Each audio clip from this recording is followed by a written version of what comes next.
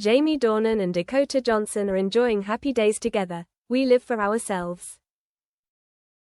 The small villa nestled on the windy Amalfi coast was as quiet as ever, with only the sound of waves lapping against the shore and seagulls circling the blue sky. Jamie Dornan put his cup of coffee on the wooden table in front of the porch, his eyes quietly following the sails far out at sea. He was waiting for Dakota. Dakota Johnson appeared behind the brown wooden door, wearing a simple white linen dress, her hair loose and no makeup. She walked out with a gentle smile, a smile that without any flash was enough to melt any heart. They had been away from Hollywood for almost a year. No scandals, no filming, no interviews.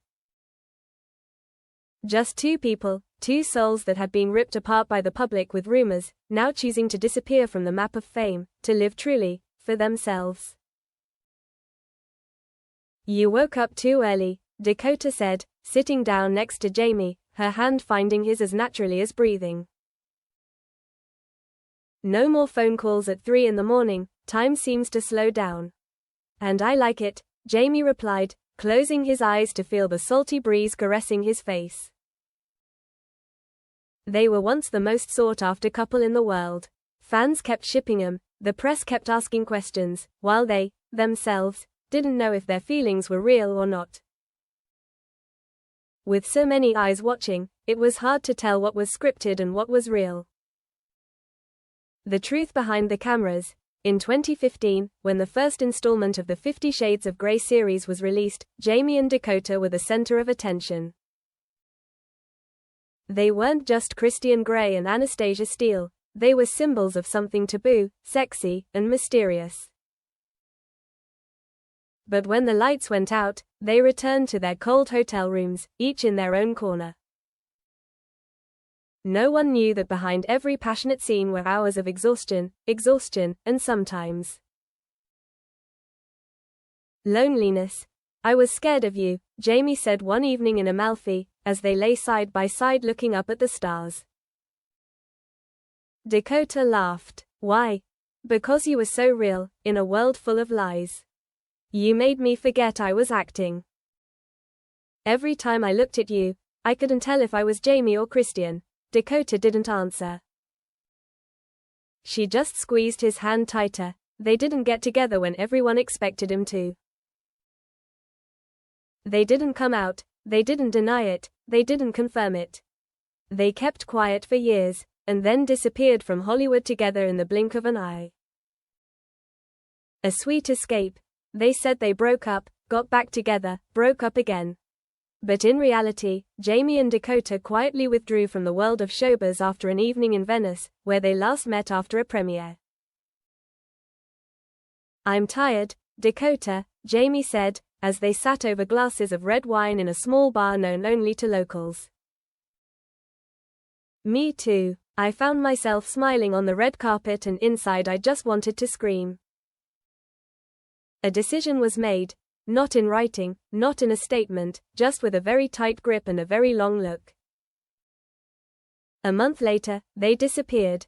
No one knew where they went, until a photographer happened upon them at a small farmer's market in southern Italy, hand in hand, as casual as any other couple. No bodyguards, no fancy cars, no makeup. The photo was leaked, but instead of causing a media frenzy, it was used by Jamie and Dakota as a farewell. "We're fine, we're happy, and we live for ourselves. Freedom in the old world." In Amalfi, they got up early, cooked together, grew vegetables, read books, and occasionally had small parties with a few local friends. Jamie learned to make pottery. Dakota kept a diary and tried her hand at photography. There was a room in the house filled with Dakota's photos of Jamie, of him silently facing the sea, of him cooking, or of him falling asleep in a chair with an unfinished book. She called it the Museum of Silence. "Every moment you captured was something I never saw when I was famous," Dakota said. "The real me, not the person people think of," Jamie chuckled. "I saw you too, more real than the movies ever portrayed." The low melodies of love. One afternoon, as a sudden rain poured down on the Mediterranean Sea, Dakota sat in the living room, playing Jamie's old guitar.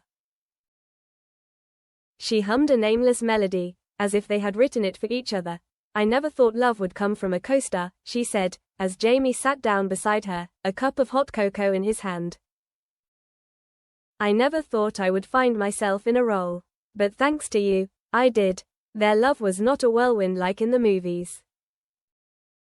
It was the gentle light shining through the window each morning, the peace of touching hands, the silence without words.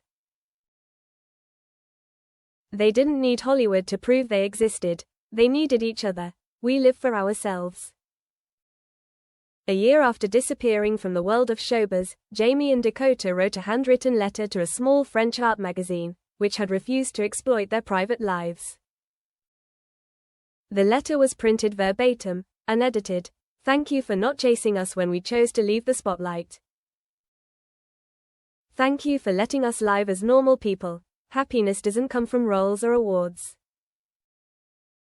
It comes from finding someone who makes you forget who you are, to just be yourself. We didn't find each other because we were famous, but because we were brave enough to step out of it. We are living, and living for ourselves."